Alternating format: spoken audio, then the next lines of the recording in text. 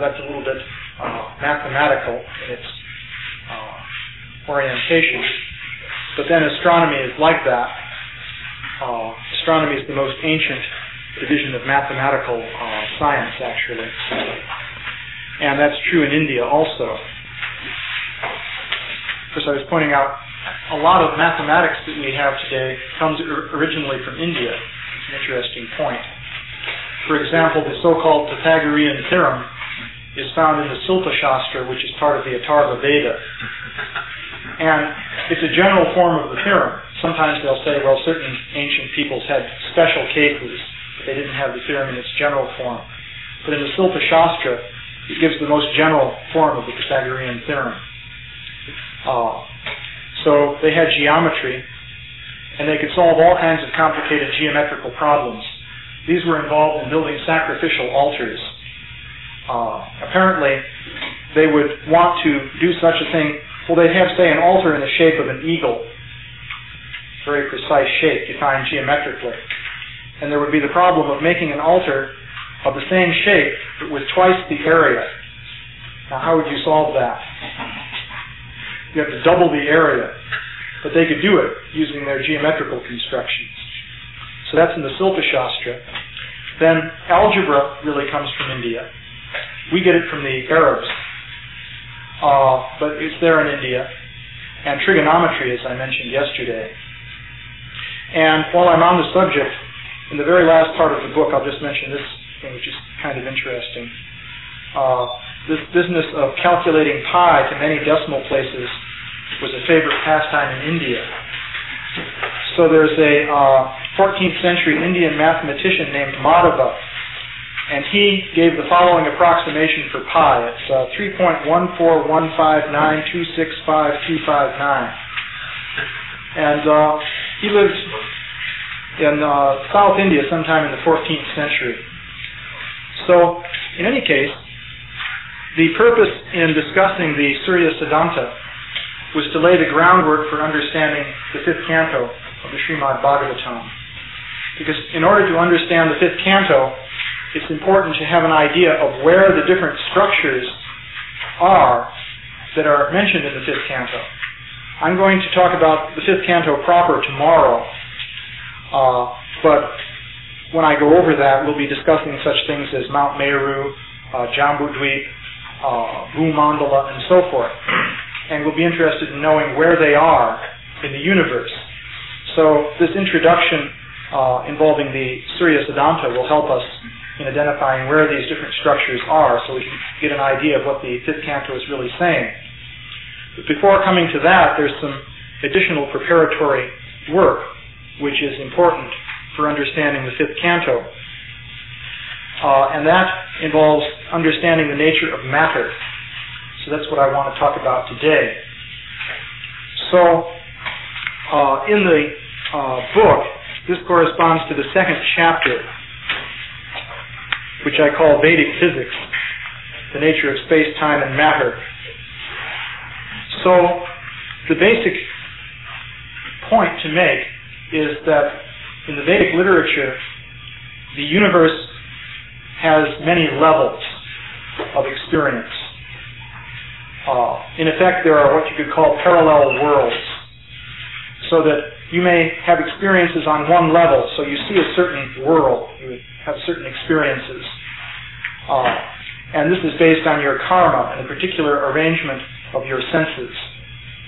However, by altering the arrangement of your senses, you can experience another world which, in effect, is in the same place. So in the book, I use the term higher dimensional to refer to this. In the Vedic literature, as far as I'm aware, there's no Sanskrit word that corresponds to this term higher dimensional. It's a modern mathematical term. However, it's a useful word for referring to certain basic properties of space and time which are implicit in the Vedic literature. So I'll give you a few examples of what I'm talking about, and then we can consider the general principles involved. So one example of what you could call a parallel or higher dimensional reality is provided by Vrindavan. It's a rather essential example.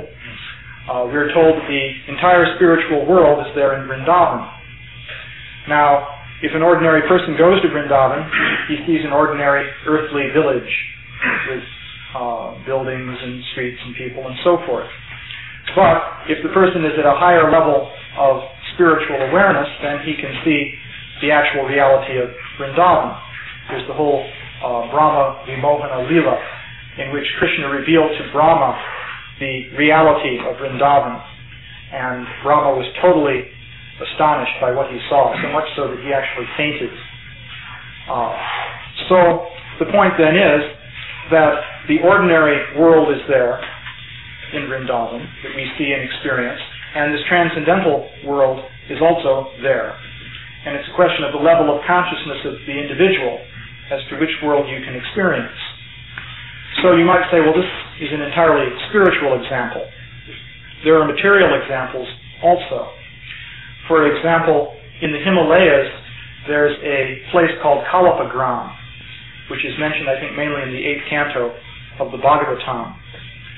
So this is a place where representatives of the Surya Vamsa and the Soma Vamsa are waiting out the Kali Yuga. The idea is that these are dynasties of kings descending from the sun god and the moon god. And they're referred to quite a bit in the Bhagavatam. And you can see that these dynasties go through many different yuga cycles. But it's also described in the Bhagavatam that these dynasties become degraded and die out during the Kali Yuga. I think it's, which canto is it? One of the 12th, maybe, yeah. One of the later cantos describes the remaining members of the Surya Vamsa in the Kali Yuga. And it comes down to within about 1,000 years of our own time, if you add up the ages or the periods of reign of these different kings. And then the dynasty peters out. But there are representatives of these dynasties who are staying in this place called Kalapagram. And they're said in the Bhagavatam to be they're practicing yoga to slow down the functions of their body so that they can essentially go into a state of suspended animation and wait out the Kali Yuga. Then in the next Satya Yuga, they'll become kings again. So they're there, but who can see them? And that's in the Himalayas. So that's a more material or mundane example of parallel reality. Another interesting transcendental example is provided by Navadvip. If you look in the Navadvip Mahatmya, you'll see it's described that there's a transcendental city in Navadvip, and it's there right now. But people with ordinary vision can't see it. So there's a sort of multi-level aspect to the universe. These are a few examples. What I want to do is describe some of the basic principles which will enable us to get a grasp of this multi-level feature of the universe. So the thing to do to explain this is to start with the position of Krishna. Of course, in this class on the Chatur Shloki, there's that verse in which we learn that before, during, and after the creation, there's nothing but Krishna. So that means then that in some sense, namely in the sense of the Achintya Veda Veda Tattva, the material energy is Krishna. Now this has important implications concerning the nature of matter. We don't usually look at it that way. In fact, there may be a tendency to think that matter is the ordinary stuff that we conceive of on the basis of our general education. Three-dimensional, made of little molecules and particles and so forth. And Krishna somehow is all-pervading within that. One might have an impression like that. So in effect, what one visualizes is this. One takes one's image of matter and space, and then one adds Krishna, and you add him everywhere. And then you say, well, that's pretty hard to conceive of, so we'll say that's inconceivable. So you could think of it in that way. It's natural to think of it in that way. But that's not actually the proper understanding. Because if you adopt that approach to understanding the position of Krishna, then you're making Krishna relative to space and matter, whereas Krishna is actually the absolute source of everything, and space and matter are relative to Krishna. So, in order to understand the actual nature of matter, the thing to do is start with Krishna. Actually, when I was in Vrindavan once, a man gave me an argument in favor of the Mayavadi doctrine, based on this idea that Krishna is in ordinary space. So he pointed to a picture of Krishna on a poster. He said, well, this could not be the absolute truth. And here's why. You see, here's Krishna's arm. Okay. Now go a little bit beneath his arm, and there's empty space. And go a bit further down, well, there's his foot. Go a bit further down, well, there's more space. So Krishna's relative. So how could he be the absolute truth? This was his argument. But of course, this is based on a misconception. So in the Brahma Samhita, there's a fairly succinct description of Krishna's position, which is very interesting. There are two verses in particular which I'd like to read. The first one is, I worship Govinda, the primeval Lord, whose transcendental form is full of bliss, truth, substantiality, and is thus full of the most dazzling splendor. Each of the limbs of that transcendental figure possesses in himself the full-fledged functions of all the organs, and eternally sees, maintains, and manifests the infinite universes, both spiritual and mundane. So this provides a sort of basic axiom describing the nature of Krishna's form. And you can see that it's not like material form. A material form, as we normally conceive of it, is made up of a number of little parts that are just juxtaposed next to one another. And the idea in physics is there are some kind of forces that hold these parts together, not very strongly. Thus, if you take an ordinary human body, these parts are temporarily stuck together and they tend to come unstuck, unfortunately. And in a sense, the body then is unreal, because the only thing that's really there are the parts. That's what we were talking about in connection with the simulated worlds and so forth. But Krishna's body is not like that. We find Krishna's body has parts, limbs, head, arms, fingers, and so forth, but each part of Krishna's body is the totality of Krishna. Now, materially, this is inconceivable. But then this is not supposed to be a description of matter. This is the starting point for understanding Krishna. So that is you can say, is an initial axiom. That Krishna has variegated form, but he's perfectly unified because each part of that form is the totality of Krishna. So, believe it or not, this is going to tell us something about the nature of space and matter. And actually that's not so hard to understand, because space and matter are produced by Krishna. So, to get to the topic of space and matter, we'll go to another verse. This one says, he is an undifferentiated entity, as there is no distinction between potency and the possessor thereof. In his work of creation of millions of worlds, his potency remains inseparable. All the universes exist in him, and he is present in his fullness in every one of the atoms that are scattered throughout the universe at one and the same time. Such is the primeval Lord whom I adore. So, this verse is making a rather interesting statement, because it is saying that the universes exist in Krishna. So, all right, here's Krishna, and imagine a universe in him. Now imagine taking one atom in that universe. Well, Krishna is fully present in that atom. So there's Krishna, and there's the universe in him, and the atom in the universe, and he, in his fullness, is present within the atom. So you say, well, that's materially impossible. But once again, it's an axiomatic situation. This is the situation of Krishna.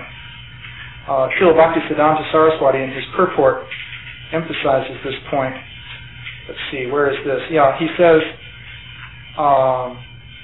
again, his abode is beyond human conception, since all worlds, limited and spiritual, exist in him, and he resides simultaneously in his fullness and entirety in all the atoms, in all the worlds. So, that is the situation of Krishna. So, where was the text? Which text? Yeah. Oh, these. Well, this is text 35 that I was just reading, and the one before was text 32 in the Brahma Samhita. So you can see then that this idea that Krishna is situated in space is not the correct idea. Actually, space is defined by Krishna, and all the space in the universe is within Krishna, and Krishna is present at every point within space. So this idea of Krishna being present in space can be looked at another way, and that is by saying that Krishna has direct access to every point in space. Every location is right where Krishna is. That's just another way to say he is in every location, because Krishna is one. Just like in the Bhagavad Gita, also it is stated, the super soul appears to be divided, but actually he's situated as one. So it's not really that there are lots of little super souls in all of the different atoms. There's one super soul, and he is everywhere, simultaneously. So that means that in a sense, all the points in space are in the same place, at least from the perspective of Krishna. And because of that, he doesn't have to travel in order to go anywhere. There are many different examples of that. For example, when the embryo of Parikshit in Uttara's womb was being burned, and Krishna appeared to save him, Srila Prabhupada commented in the purport that Krishna didn't have to travel in order to appear there. He was actually already there, and so on. So this says something then about the nature of space. Basically, if space and matter in the ultimate issue are Krishna, as that Chatra Shloki verse is saying, then matter must have potencies beyond what we ordinarily think of and what we ordinarily experience. In fact, all the potencies that Krishna have must be there. So this leads to all kinds of possibilities. To give an idea of what it implies, I'm going to read for you a passage from the Chaitanya Charitamrita that always very much intrigued me, and I have it in the book here. This tells about a visit of Brahma to Krishna in Dwarka. So it's quite intriguing. Brahma came to see Krishna, and he was waiting. Apparently there were lots of important demigods waiting to see Krishna. And so Krishna's secretary told Brahma, he came out and said, Krishna wants to know which Brahma has come to see him. And Brahma was immediately a bit surprised at this. He thought, well, I'm the only Brahma in this universe. What's he talking about? So when Brahma came in to see Krishna finally, the following conversation took place. So Krishna said, or rather Brahma said to Krishna, why did you inquire which Brahma had come to see you? What is the purpose of such an inquiry? Is there any other Brahma besides me within this universe? Upon hearing this, Sri Krishna smiled and immediately meditated. Unlimited Brahmas arrived instantly. These Brahmas had different numbers of heads. Some had 10 heads, some 20, some 100, some 1,000, some 10,000, some 100,000, some 10 million, and others 100 million. No one can count the number of faces they had. There also arrived many Lord Shivas with various heads, numbering 100,000 and 10 million. Many Indras also arrived, and they had thousands of eyes all over their bodies. When the four-headed Brahma of this universe saw all these opulences of Krishna, he became very bewildered and considered himself a rabbit among many elephants. All the Brahmas who came to see Krishna offered their respects at his lotus feet, and when they did this, their helmets touched his lotus feet. No one can estimate the inconceivable potencies of Krishna. All the Brahmas who were there were resting in the one body of Krishna. When all the helmets struck together at Krishna's lotus feet, there was a tumultuous sound. It appeared that the helmets themselves were offering prayers unto Krishna's lotus feet. With folded hands, all the Brahmas and Shivas began to offer prayers unto Lord Krishna, saying, O Lord, you have shown me a great favor. I have been able to see your lotus feet. Each of them then said, It is my great fortune, Lord, that you have called me thinking of me as your servant. Now let me know what your order is, so that I may carry it on my heads. Lord Krishna replied, since I wanted to see all of you together, I have called all of you here. All of you should be happy. Is there any fear of the demons? They replied, by your mercy we are victorious everywhere. Whatever burden there was upon the earth, you have taken away by descending on that planet. This is the proof of Dwarka's opulence. All the Brahmas thought, Krishna is now staying in my jurisdiction.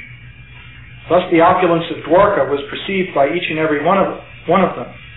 Although they were all assembled together, no one could see anyone but himself. So this is the final point here, that all of these different Brahmas were summoned by Krishna. But each Brahma, except for our Brahma, thought that he was alone with Krishna. So that means each Brahma went to see Krishna in his own universe, in Dwarka. So Krishna was manifesting Dwarka in all of those different universes simultaneously. So Krishna and Dwarka, and that one room within Dwarka, were in all of the universes all at once. And our Brahma could see that, but each of the other Brahmas could only see himself with Krishna. So this indicates what I mean by higher dimensional space. I use the word higher dimensional space to refer to this kind of thing. Yeah? When you were discussing religious groups today, I asked the question when Krishna was speaking to Lord Brahma to instruct him, was he simultaneously instructing all the Brahmas in all universes simultaneously, or just our Brahma?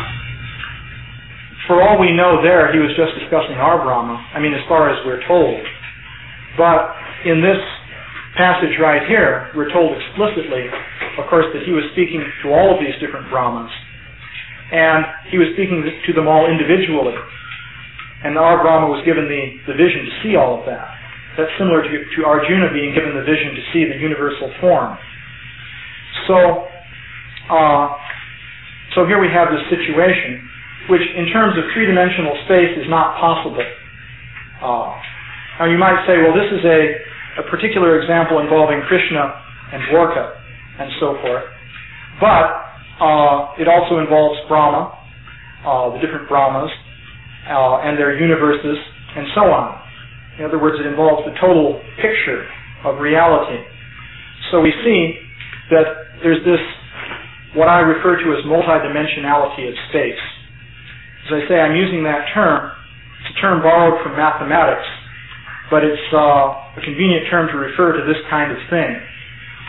Now, there's some more things you can say about it. Let me first of all indicate something about the mathematical analogy. It's only an analogy. You can define, in mathematics, you see, historically, there's what they call Euclidean geometry, which you may study in school. So that has a very long history. And people have tended to think of space in terms of Euclidean geometry in the West, simply as a matter of tradition. So in Euclidean geometry, you have planes and points and lines and so forth, and different axioms. So people tend to think of space in those terms. But in more recent times, in mathematics, so-called higher dimensional spaces have been studied. And there are all kinds of different things that you can do. For example, if you think of this piece of paper as a plane, you can bend it in another dimension, namely the third dimension, and bring 2 points together. And in that case, those 2 points are very close together because of the bending of the paper, whereas they were widely separated initially. That is, initially you'd have to go from here to here to get between those 2 points. But when it's bent like this, you can cross over directly. So if you can bend something in a higher dimensional space, all kinds of different transformations become possible. Now, it turns out that there are things called mystic cities that we read about, mystic powers. And they also shed some light on this issue. For example, there's the Prapti Siddhi. Srila Prabhupada gives a couple interesting examples of that. One of them is in the early part of the Nectar of Devotion. He says with the Prapti Siddhi, a yogi who has this power could reach out his hand, let's say he's in New Delhi, let's say, reach out his hand to some place in Afghanistan and take some pomegranates, and they'll appear in his hand there in New Delhi. So, in effect, he's been able to reach to a distant place and take a physical object. So this isn't simply a matter of some kind of subtle out-of-body travel or astral travel, but because he's moving real physical pomegranates. And they were in Afghanistan, and now they're there in New Delhi. So that is an example of something which, at least by analogy, we can think of in terms of this example of the paper. At least such a thing is not possible in ordinary three-dimensional space. But the idea of higher dimensional space at least gives an idea of how that could be possible. In any case, the Vedic literature describes that this kind of thing is going on. So the basic point that I want to make then is that these mystic potencies also imply something about the nature of space. Now the interesting thing is that the mystic potencies are obtainable by borrowing Krishna's potency. In other words, all of these different mystic potencies are actually the potency of Krishna manifested in the given individual person to a limited degree. So if Krishna is everywhere at once, and Krishna gives you a little bit of his potency, then you can also transcend the ordinary limits of space and go to some other place instantaneously. Also, there is the possibility of changes of scale. Krishna is not just everywhere at once, but he exists at all possible size levels. He exists as being smaller than the smallest and also greater than the greatest. So by borrowing the potency of Krishna, you can also experience space in the same way. So that's described in some detail in the Bhagavatam. I thought I'd read you a few examples of that because it's kind of interesting. For example, here Krishna is speaking to Uddhava here. This is in the 11th canto. It's in chapter 15, actually. So he says here, "One who worships me in my atomic form, pervading all subtle elements, fixing his mind on that alone, obtains the mystic perfection called anima." So anima is the mystic power to become smaller than the smallest. So according to this, if you meditate on Krishna's feature as smaller than the smallest, you can acquire that power from him. In that case, you can become very minute and enter into the atoms and so forth.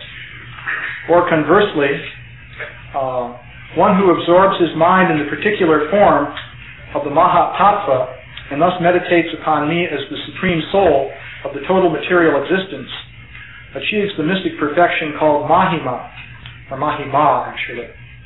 By further absorbing the mind in the situation of each individual element, such as the sky, air, fire, and so on, one progressively acquires the greatness of each material element. So here's the case where this Mahima Siddhi is the power to expand oneself enormously. So these can be looked at as indications of the nature of space as understood in the Vedic literature. As I say, perhaps the first way one would think about these things is to think of space as being a fixed framework given by Euclidean geometry and imagine that somehow these things can take place within space. But actually we see here that these potencies are obtained by acquiring a small amount of Krishna's potency. And Krishna has the feature that he is everywhere in space. He's simultaneously includes all the universes within him, and he's also within every atom within the universes. So by borrowing Krishna's potency, the individual can also experience space in this way. So the basic point then is that space and time have properties that are somewhat different from what we normally experience. So the Vedic literature contains all kinds of stories which implicitly make use of this understanding. all kinds of things happen which would be rather difficult to understand in terms of ordinary three-dimensional space. To give another example, which is material, consider the demon Banasura, who had 1,000 arms. You can consider that one. It was described that with his 1,000 arms, he was working 500 bows simultaneously and firing arrows at Krishna in that big battle that they had. So, if you think about that, you can see that there could be some problems with that description because, you may say the arms are somehow subtle so they can pass through each other, but what about the bows? If you've got 500 bows, see there are 360 degrees in a full circle. So with 500 bows, you'd have less than 1 degree per bow if you went around in a complete circle, but actually he was aiming them all in one direction. So why didn't the bows get in the way of one another? And you might say, well, they pass through each other. Well, then why didn't the bowstrings pass through the arrows? It's a little bit hard to make the whole thing work because you could say, well, a given arrow has to be propelled by its bowstring, but it has to pass through all the other bowstrings that are there. The things will get in the way of each other. And then the arrows, presumably once they're launched, they'll make definite holes in people. So it can't be that they just pass through things. So how could it be? But you can see, though, if you can have higher dimensional space, such a thing becomes possible. And of course, in this description that I just read about the different heads on the body of Lord Brahma, you can see problems there also. Rather large numbers of heads were being mentioned, 10 millions and hundreds of millions and so forth. So how do you work that out anatomically? But again, if you can have higher dimensional space, then that becomes possible. How do they simultaneously touch Krishna's feet? Big feet. Have to be pretty big feet. Yeah, or how do you have 500 arms coming out of one shoulder? You make them as thin as hairs. Actually, you can see that in paintings. You know, artists have a lot of trouble with some of the different pastimes. This is two dimensions. I don't disagree with three dimensions. Yeah, for example, there's the Kaliya serpent. I've seen paintings in which you see this enormously thick trunk and then these very thin heads coming out in order to fit all those heads onto one basic trunk. But in any case, there are many different things like this. So the idea is that there's a multidimensionality of space which is implicit in the Vedic literature. And there's the idea of parallel worlds and connections between worlds and so forth. So that was the basic idea that I wanted to convey in this whole subject of the Vedic physics. Yeah? Is this, we're conditioned to see this world as three-dimensional. Yeah. What we see. And it doesn't talk like that in the Vedic literature, but is it actually that they didn't see it like that? There's some other way of considering the space, that they didn't see that three-dimensionality, they didn't take notice of it? Why isn't this, or were they seeing something different than what we're seeing? I think that people saw the same thing that we see under normal circumstances. After all, you also read of the 10 directions in the Vedic literature, and those are north, south, east, and west, and then the combinations northeast, northwest, and so on. So that makes 8, and then up and down. So those are the 10 directions. So that seems pretty three-dimensional. But there's all kinds of references also to what we might call mystical operations, which many people in Vedic times, let's say, were able to perform. Another example that comes to mind is this matter of traveling to a distant place by entering into a river, such as the Ganges.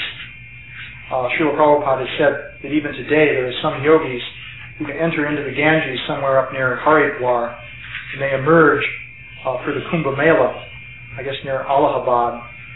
And it's not that they swam underwater all the way. Somehow you just enter into the river at one point and you emerge at another point. which again is a higher dimensional type of thing, similar to that Prapti city, it would seem. You might ask, what is the role of the river in that? I don't really know. Maybe it's a sort of guiding beacon or something. There are descriptions in the Bhagavatam that this method can be used to travel from the higher planets to the lower planets. It's described that the four Kumaras were in Satyaloka, and they went to visit Anantashesha. So they entered the Ganges, went down to the lower planets, down to where Anantashesha was, and emerged, and it said their hair was wet when they came out of the Ganges. So there are all kinds of descriptions of, you might say, higher dimensional experience. And there are many different things of that sort. Just, for example, when Indra was stealing the sacrificial horse from Maharaj Prithu, and Maharaj Prithu's son went chasing after Indra, and he just automatically flew through outer space, chasing him. So it seems that people sort of had ordinary experience some of the time walking around on the earth in an ordinary way, but then, in the case of this person, he just took off into the ether. Oh, by the way, another interesting point is that Srila Prabhupada very often, especially in the Krishna book, refers to traveling in outer space. And one might get the impression that this is something like the astronauts going up into outer space. But as far as I can see, it really means traveling in the ether, the element of ether. It doesn't mean that you have to go up through the atmosphere, out beyond the ionosphere and so on, and then travel through space and come back down. For example, there's that story in which, Aniruddha was kidnapped by that mystic yogini, Chitralekha. So, without even waking him up, she flew through space and picked him up and took him to this city, I guess Sonitapura or something, hundreds of miles away from Dwarka. And so then there he was. So this appears to be an ability to move through the ether. Another interesting point in this Bhagavatam volume, by the way, stresses the fact that you can move gross bodies this way. I just saw this. It's one of those that I have labeled here. I had a whole series of them.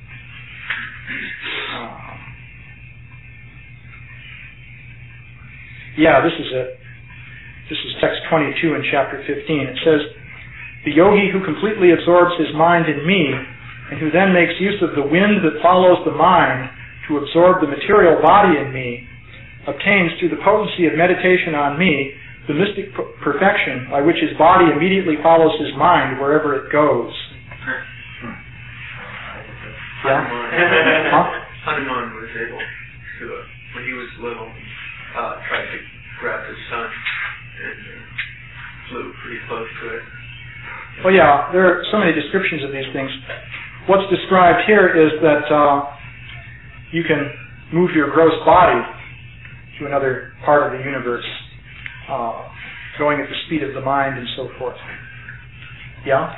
That would mean that some of the laws governing the gross body that we know would be suspended, like how does one breathe, air while traveling in ether, things like that.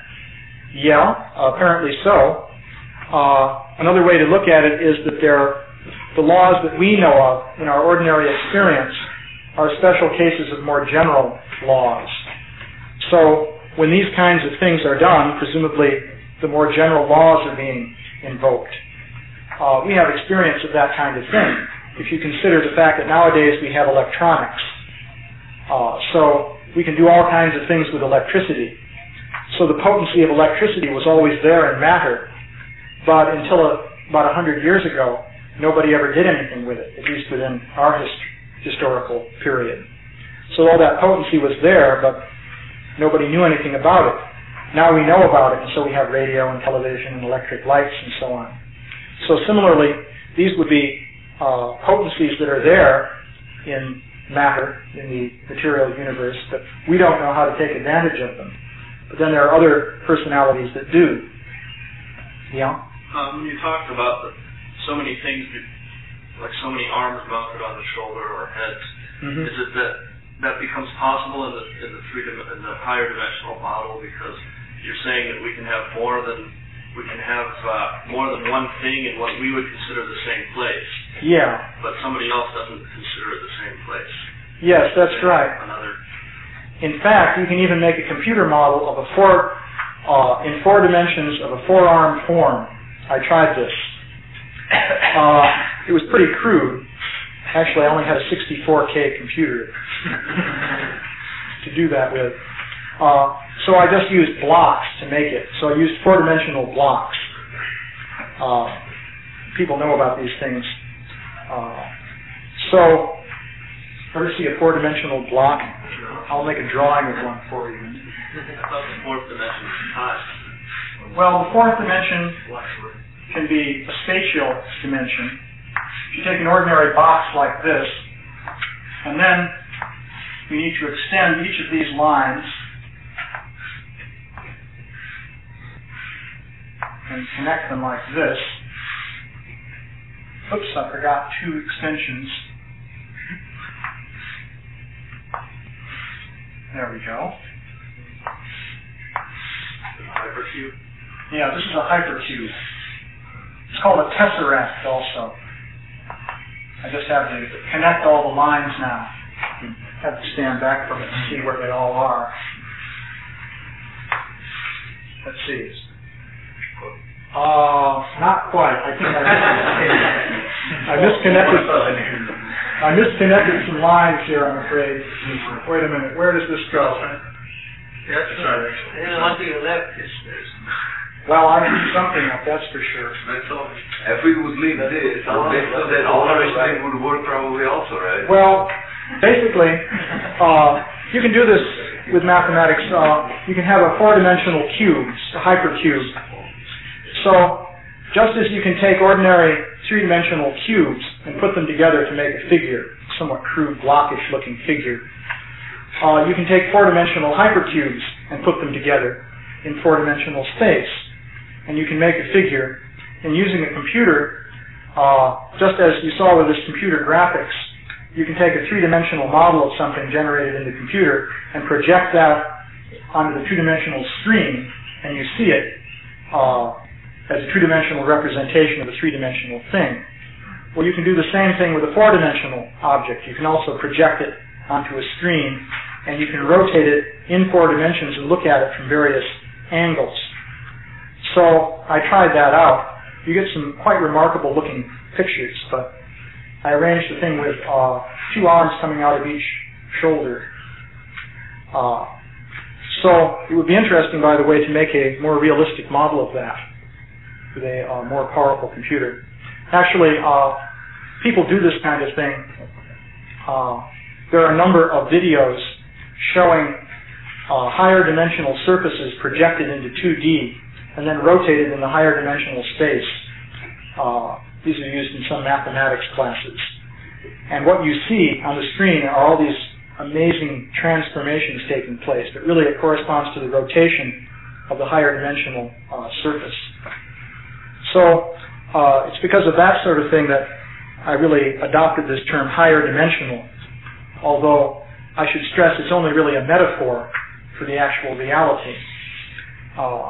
And there are a lot of things involved here in which I don't really understand how they work. For example, I don't really know how the Prapti-Siddhi works, that is, how that yogi can reach for the object at a distance.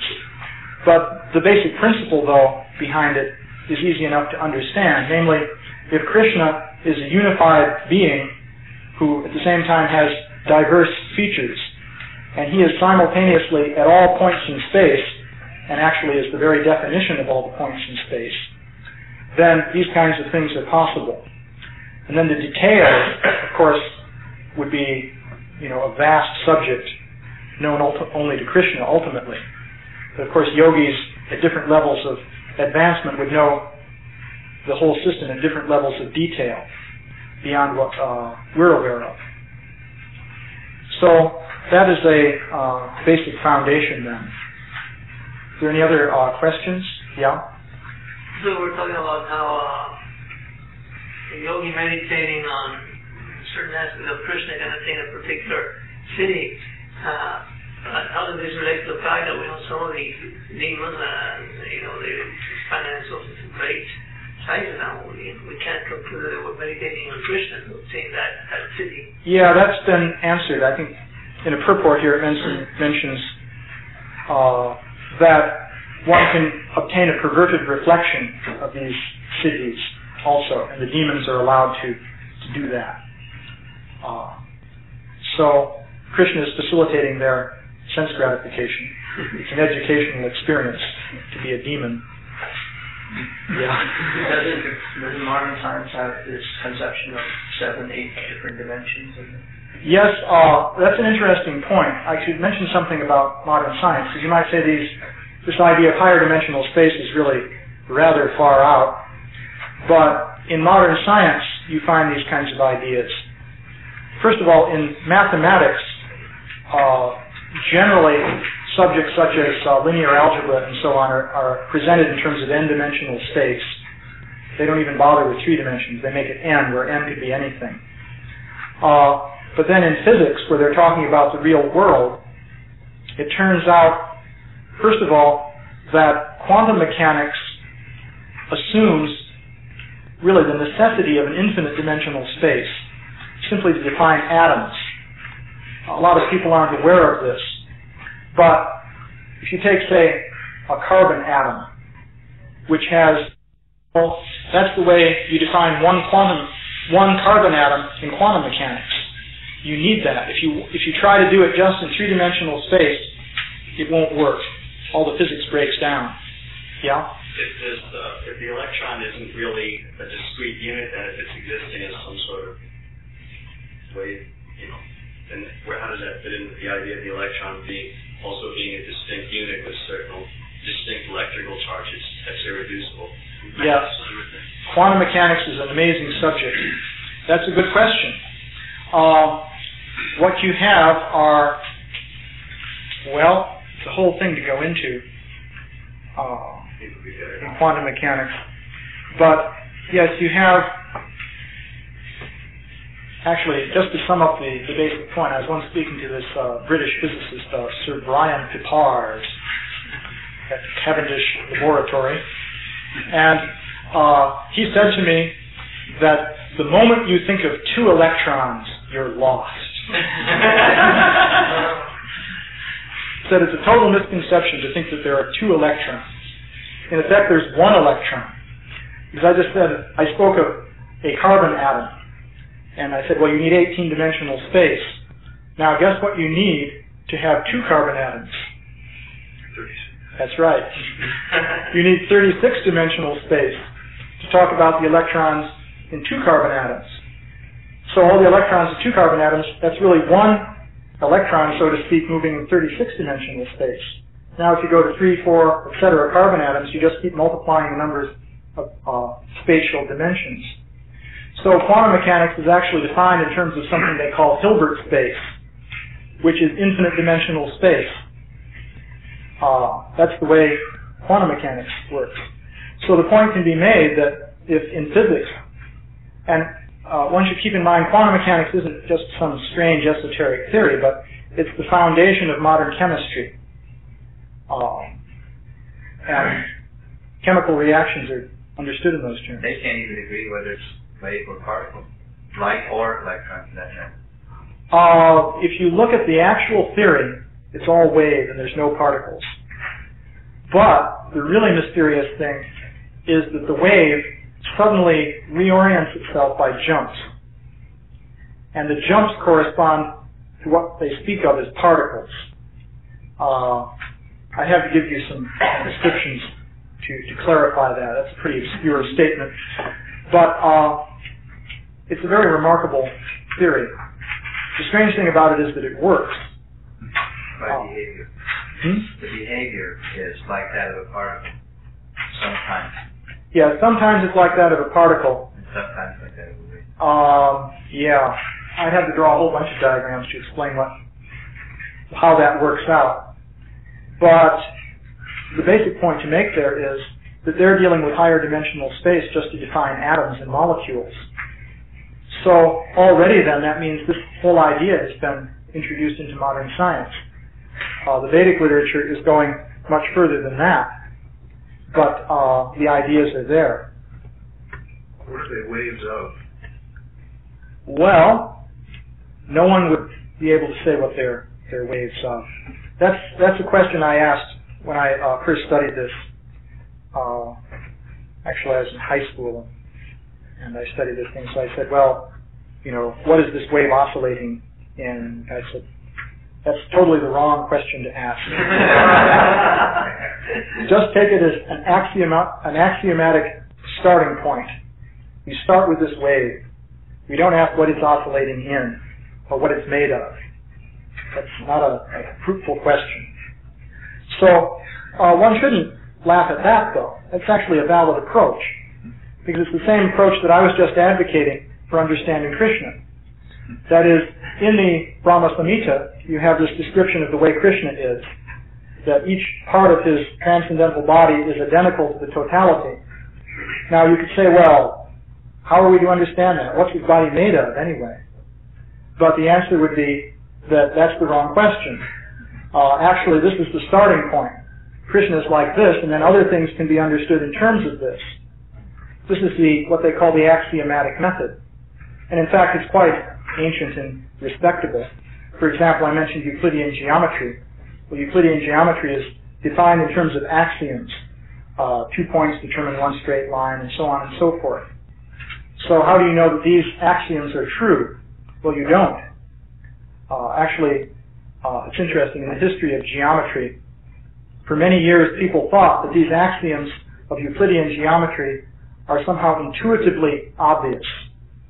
That is, they're obviously true, and you can just tell that by looking at them. But then somebody came along and defined a geometry with different axioms, and it was just as good as Euclidean geometry, the so-called non-Euclidean geometry. And then they realized those axioms are not obviously true because you could have something different, which would be just as good. So the basic idea is that axioms are starting points. And if you have the right starting points, then you'll be able to draw the right conclusions. The whole idea of logic has to start with something that is never proven. Because if you start at a certain point and reason, and finally come back to your original conclusion, that's called circular reasoning, which is invalid. Now, if it's not circular, it has to start somewhere. And where it starts, that's a point where there's no proof preceding that. So that's the nature of logic. And that fits in nicely with the idea of a descending system for knowledge. In other words, if you're given from some absolute source some initial axioms that are actually correct, then you can safely apply logic and you'll get right conclusions all the way down the line. Whereas by the ascending process, you also have to have axioms, but where do you get them? So what scientists do using the ascending process is they say, well, okay, we need axioms, so they just try something out. They guess at a set of axioms. And then they work out the conclusions and see how well the conclusions hold up. And if they hold up pretty well, they say, well, we chose some pretty good axioms. But the trouble is, eventually, they come to believe that the axioms are absolute, because it's natural for people to think that way. Like I mentioned the other day, the problem with the scientists is that they're using the parampara system. Right. And the thing is, it's a parampara system that isn't coming from an absolute source. It's just coming from a guesswork originally. So, well, I guess this is the... I have a few questions, guys. It's fairly simple, it's not so good. Well, you better ask me later. Because now I'm supposed to have ended the class 5 minutes ago. But for the next... Am I wrong? Oh! We have 30 minutes. Oh, I misread the clock. Okay. Well,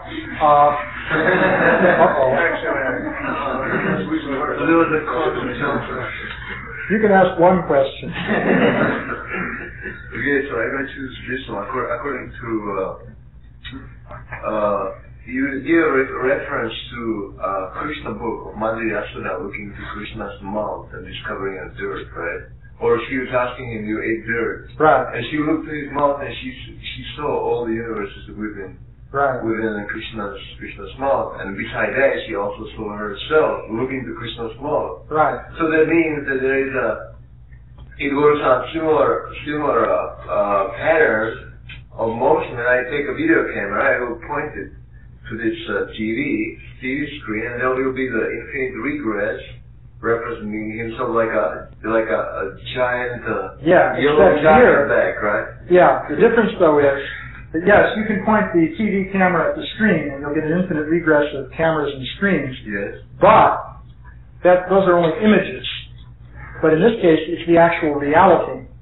You see, this pastime in which Mother Yasoda looked into Krishna's mouth, because she heard he ate the dirt, she saw the universes, and she even saw herself in there. She was actually seeing herself. And that's an illustration of that verse in the Brahma Samhita, where Krishna says that the universes are within him. So Mother Yasoda looked into Krishna's mouth and saw herself, presumably looking into Krishna's mouth, I guess. And each of the universe has a similar value that has the material side, and then reducing the material condition and becoming subtle into spiritual, or has different constitution. Everything is ultimately spiritual. You see, this is also the discussion in that class on the chapter of Shloki, namely that everything that is seen to be separate from Krishna has no actual reality. Because everything that is actually real is actually not separate from Krishna. It's intimately part of Krishna. Ultimately, it is Krishna. And that's the Achintya Bheda Bheda Tattva. So the point then is that matter, we see it as being separate from Krishna. That's another point that was made there, that Krishna's illusory energy has the power to make us see things as being separate from Krishna. So it's by Krishna's power that we're seeing the absence of Krishna, and we're just seeing matter wherever we look. But Krishna is actually there everywhere, so all the potencies of Krishna are actually present everywhere in space. I was just referring to the idea you said before about the Brahmas, so many Brahmas, so means the universe, so each individual material universe representing it spontaneously, simultaneously in one condition, in one particular time. So that means that how many Sadaputas exist within different universes? There's no indication that there are any more Sadaputas. Brahma, by the way, is a post. Just like there are many presidents. There's only one, Bush or whoever it may be. But there are many different presidents, so there are many different Brahmas. Well, I would imagine that this particular room have lots of different objects, living and unliving, and they have different shapes and different colors, different individualities. And behind those exact objects and exact its positions, there might be existing a parallel universe within exact condition. Got a good imagination. Yeah. So you can run wild in the imaginary fields of these ideas, but the point is, in the Vedic literature, you do have these different aspects of the universe. Now, yeah? You're referring to Krishna as the ultimate axiom. Mm-hmm. Is there any way we can go beyond that in terms of our understanding of Krishna? Go beyond Krishna to understand Krishna? Well, no, just in order to understand Krishna is just merely an axiom where we just leave off there, but can we understand Krishna in a deeper way? Well, yes, by realization. You see, when you're talking about axioms and deductions and so on, you're talking about logic, reasoning, symbol manipulation. Of course, the real way to understand Krishna is ultimately by realization. You get to meet Krishna, and then you really know to the fullest extent that is possible for the jiva. So that's the ultimate way to know about Krishna. But meanwhile, one can look at it in terms of a framework of ideas. And that's useful for understanding the Vedic literature. So, I could, let's see, for the next time, the thing to read is this third chapter. This gets into the actual subject matter of the fifth canto. And I'll say a little bit about it now since we have some time. But you can look this over. I know there's a lot of material here. And you don't have to, consider that you have to absorb all of this. it's just a good idea to get an overview. You know, you can skim it over and just get an idea of what's there.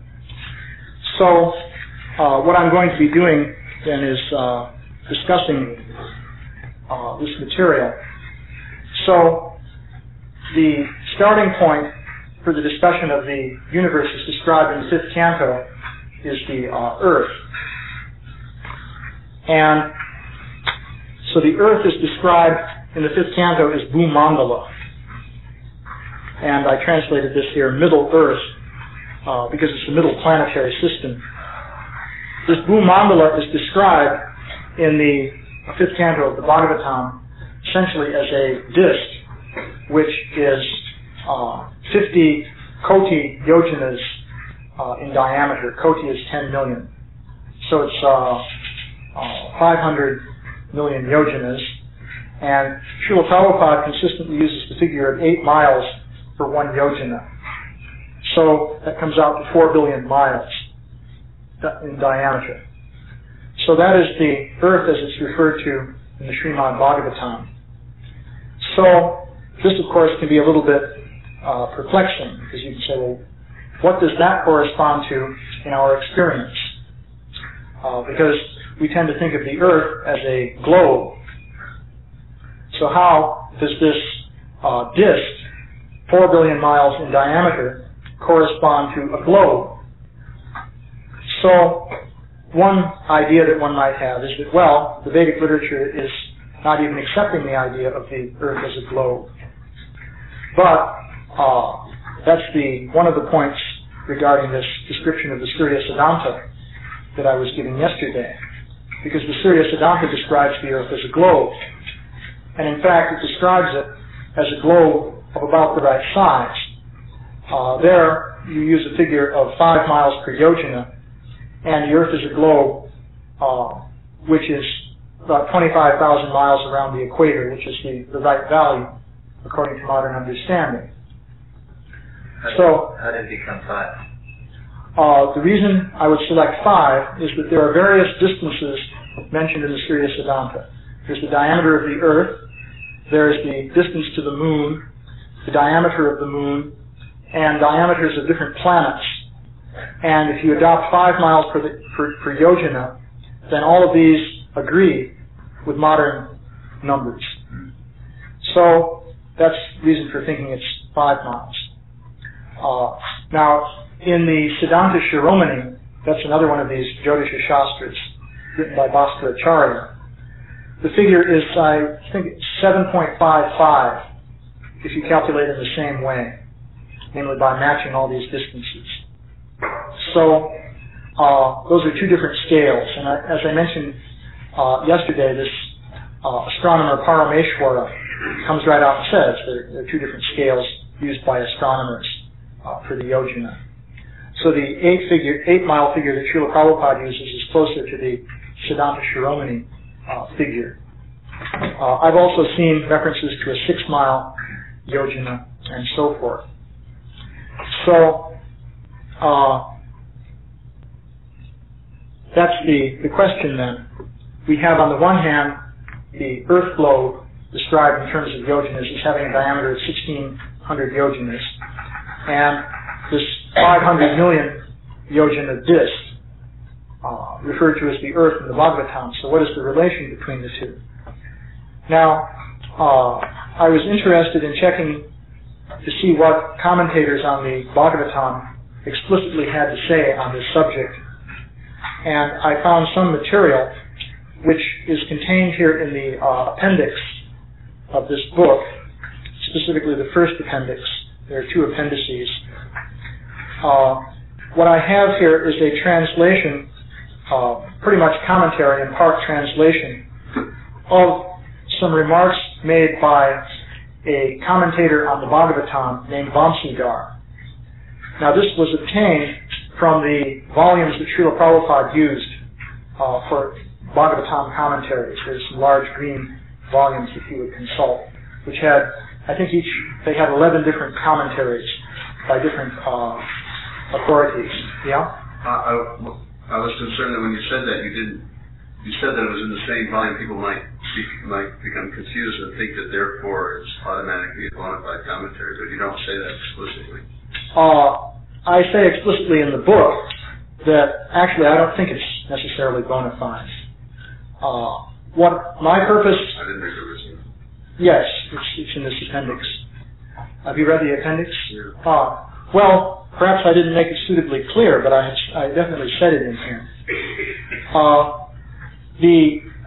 I say, where do I say it? That basically he's speculating. But you might say, then what is the value? The value of it is that it shows what Vaishnavas were thinking about the fifth canto as opposed to the Jyotisha Shastra in that time period, which was before the European invasion. This Vamsidhar was active in 1642.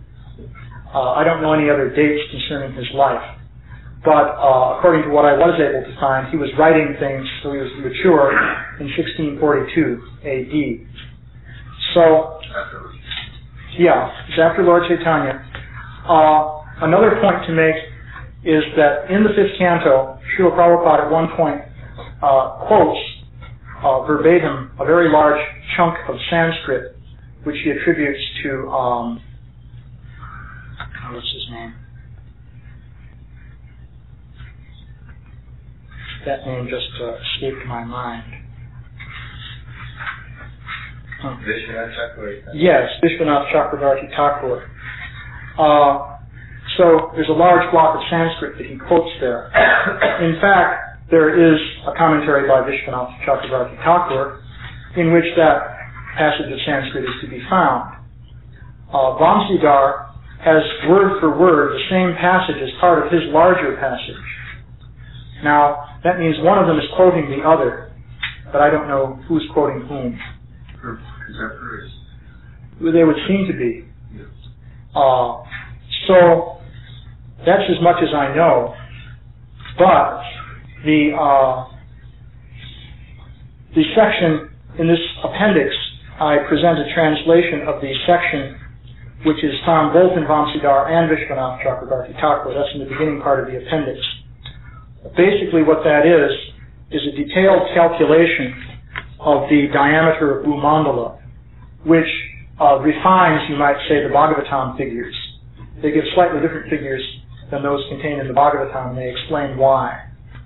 Actually, the explanation given is that, you see, just to jump ahead a little bit, this 4 billion mile diameter disk is sitting within a spherical shell 4 billion miles in diameter. That's the description given. That means it goes right out to the edge of that shell. So what they did was give a little leeway between the edge of the disk and the shell. And they did that by adding up in detail the distances of different subcomponents of Bhumandala going radially outward. I won't go into that, but you can read it here. It's fairly complicated. And so they wound up, what was it? With a gap. How big is that gap? 17 lakhs. Yeah. And they pointed out that that allowed the Earth to sink down into the Garbhodak Ocean. This, by the way, is an interesting point. Lord Varaha, of course, then lifted the Earth from the Garbhodak Ocean. That's mentioned in this section of Sanskrit that we're talking about. Now, you'll see portrayals in our books showing Lord Varaha lifting the Earth globe from an ocean. But in fact, Bhumandala is the entity being lifted from the ocean. And they describe here that by allowing some leeway around the edges, Bhumandala can move up and down. So therefore it can go into the ocean. So it wasn't just the little Earth globe. What about all the other mandalas underneath it? Well, you wonder, they may get a bit squashed. I guess they must be carried down to the Bhumandala, and they must go into the ocean also. It's like a stack of phonograph records. Yeah? That's what happened, or that's what he said? That's what he says. Both Vishwanath Chakravarti Thakur and Vamsidhar, because it's the identical chunk of Sanskrit in each one's commentary. The globe is described as being held on Varaha's tusks. Well, Bhumandala is, the earth is held on Lord Varaha's tusks, but it turns out it's the whole Bhumandala disk which is involved here. That's the earth which is being lifted. That's what they say at any rate. So, he can hold more than just a little globe on his tusks also. Big tusks. Yeah. Where does the ocean go? Or does it, are the lower planetary systems within the ocean? Or? Well, that was the other question. Presumably when the earth goes down, they have to be flooded also. I mean, it would make sense that they would have to be. So I'm going to be explaining a lot of these things. Where is this ocean? How do we relate that to the world as we know it? So right now I'm just giving some introductory material concerning this particular purport or commentary by Vamsidhar. So Vamsidhar is a commentator on the Bhagavatam. After this section, which he has in common with Vishwanath Chakravarti Thakur, he goes on to give a much more detailed account. Basically, he first comes right out and says that there's a problem that people are confronting. Namely, that there seem to be two descriptions of the earth in Vedic literatures. One is the earth as a small egg of clay, and he specifically gives its diameter in yojanas. He uses the circumference. Pari D is the word. So 5,000 yojanas in circumference. You can see if it's 5,000 yojanas in circumference, then, and it's 5 miles per yojana, that's 25,000 miles around. So he says there's this small 5,000 yojana earth, which is an egg of clay, he says. And then there's this big earth, Bhumandala, and that's 50 koti yojanas across. So how are we to understand that? He raises this question. Let us see. Let's see if I could quickly find. Yeah, here it is. This is one place where he says it. He says, well then, how can one explain the contradiction between the Bhagavata and the Jyotisha Shastra, or astronomical science? In the Bhagavata, Jambudvip is said to measure 100,000 yojanas. Jambudvip is just part of Bhumandala. Whereas the astronomical science states the entire Earth to be measuring only 5,000 yojanas. The solution is given in the Gola Darsha. According to that text, some brief explanation is given below. So that's what he says. He goes on to give his explanation. I assume that Gola Darsha is a book that he wrote, or at least it's some kind of book, but I have no access to that book. So he then goes to give his understanding of how you relate the Bhumandala disk to the Earth globe.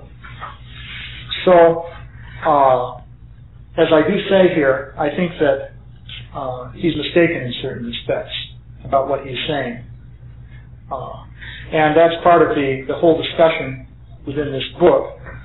Basically what he does is he says that the Bhumandala disk is a reflection of the Earth globe. He resolves the apparent contradiction with what he calls this pratibimba tarka. Pratibimba means a reflection. And he argues that it's fairly complicated. It's presented in this appendix. But he argues that this large disk of Bhumandala is some kind of reflection. This creates a bit of a problem because, of course, according to the Bhagavatam, this Bhumandala is inhabited throughout its whole extent. So you have the problem of an inhabited reflection. So that's the situation there. It's a simulated world. Well, of course there could be various ways in which you interpret the term reflection. Also, by the way, he cites some Vedic evidence concerning the position of the Jyotisha Shastra. Since I'm I hadn't exactly planned to speak about this, so I'm just looking for where I have the quotations here. But he mentions a Vedic quotation describing this. Let's see, where do we have? Oh, yeah. At one point he says, not indeed has the Jyotisha Shastra, or science of luminaries, started contravening the Puranic statement that Vyasa is Narayan himself, nor could Vyasa also have proceeded in contravention of the science of luminaries, which is the very eye of the Vedas, as expressed in the statement, astronomy is declared to be the eye of the Veda. Astronomy here is Jyotisha Shastra. I found what I think is that statement. The Sanskrit matches up. There's verse 1.4 of the Narada Samhita, which says, the excellent science of astronomy, comprising Siddhanta, Samhita, and Hora as its three branches, is the clear eye of the Vedas. So that statement is there. So he's pointing out that we seem to have this contradiction, which he wants to resolve. So the basic question then is this. We have this disk of Bhumandala, and we have the Earth globe. Now, to go further, I should describe Bhumandala in greater detail. Ultimately, the key to understanding what Bhumandala is and where it is based on the description of the different subdivisions of Bhumandala. So, I have a series of pictures in the book, computer generated. In the center of Bhumandala, there is a structure called Jambudvip. So Bhumandala is 4 billion miles across. This Jambudvip is in the very center of it, and it's 100,000 yojanas across. So it's fairly small. And because it is so small, it's practically a speck compared to the total size of Bhumandala. So I have a series of pictures illustrating that, beginning on page 49. What you see first is a picture of the plane of Bhumandala from a distance of 600 million miles from the center. Imagine you're in a spaceship, and you're up at a 45-degree angle above that plane, 600 miles out. That picture shows what you will see. It looks sort of like a bullseye with concentric rings. These rings are alternating islands and oceans. So the islands are called dvipas. It's a word for islands. And these all have different names. As you go out from the center, each successive dvipa becomes twice as big as the one within it. You can pretty much see how that goes in the diagram. And also each successive ring-shaped ocean becomes twice as wide as the one that was within it. So if you turn to the next page, now we look at the same thing from a distance of 150 million miles. And in the very center, you can barely see what is called Jambudvip. So to see Jambudvip better, you move in again. So figure 5, you see Bhumandala from 15 million miles. And you can begin to see what the structure of Jambudvip looks like in the center of that picture. And then finally, figure 6 on the next page, page 52, you get a close-up picture of Jambudvip. This is a computer-generated picture. It is based on it's entirely based on dimensions given in the 5th canto of the Bhagavatam. So everything is drawn to scale according to that description. Some things are left out, namely different mountain ranges and lakes and so on, for which no dimensions are given. So, because there were no dimensions, I wouldn't know where to put them in the picture exactly. But essential features for which dimensions are given are presented here. This Jambudvip is divided into 9 regions called varshas. And these are separated by mountain ranges. In the center, this inverted cone that you see sticking up is called Mount Meru. That is, 84,000 yojanas high. from top to bottom. And there are various other structures here. The one last comment I'll make, because now it is getting late, is in figure 7, you'll see a mountain range stretching from A to B. So the height of that mountain range is about twice the diameter of the Earth as we know it. And that gives you an idea of the scale of the picture. Say that again? This mountain range that goes from A to B, if you look at the height of that, that's about twice the diameter of the Earth as we know it, of the Earth's globe. That's just to give you an idea of the scale of that picture. Yeah?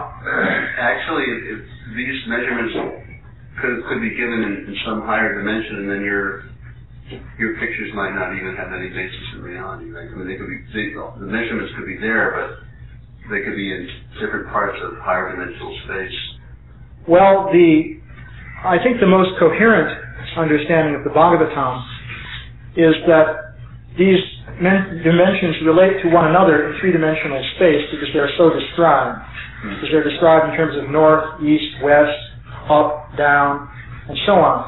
So the whole description relates these different dimensions to one another in three-dimensional terms. So it seems most reasonable to assume that it's intended that way. If you say that the height of the mountains from A to B is twice the diameter of the Earth, then in figure 9, you're saying that's the closer to Varsa, lying at the foot of the Himalayan mountains. Yes, that's right. So that means that these mountains pictured in figure 9 are so many times more than the diameter of the Earth planet. That's right. On the Earth planet. Not on the Earth planet exactly. So this is indeed a good question. This is indeed a good question. And that's what I'm going to be discussing tomorrow. Stay tuned tomorrow, and we'll try and tie it all together.